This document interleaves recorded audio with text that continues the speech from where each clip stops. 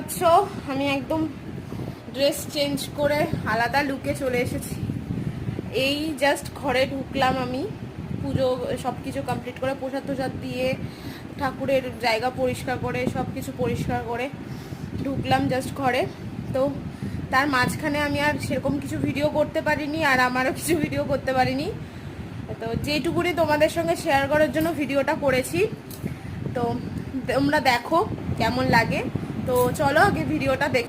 তো এখন হচ্ছে নারায়ণ পুজো, নারায়ণ পুজোর পর হবে বাড়ির ঠাকুরের পুজো, মানে আমরা যেটাকে বড় ঠাকুর বা অনেকে শনি দেবতা বলে থাকে সেই ঠাকুরের পুজো হবে। তো এখন নারায়ণ পুজো হচ্ছে। নিত্য আমি ভিক্ষা মাগি খাই, আজনা পাইনু ভিক্ষা দুঃখ ভাবি তাই। ফকির কহিল দ্বিজ যাও নিজ ঘরে, আমারে পুজো তব দুঃখ যাবে দূরে। দ্বিজ বলে নিত্য পুজি শিলা নারায়ণ, তাহা ভিন্ন না করিব।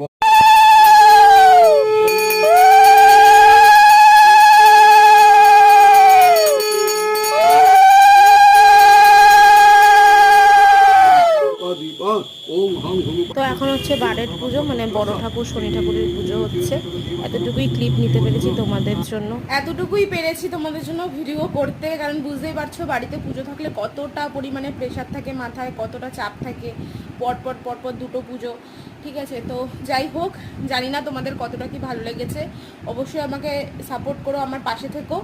আর ভিডিওটা ভালো লেগে থাকলে অবশ্যই লাইক, কমেন্ট, শেয়ার, সাবস্ক্রাইব সব করে দিও।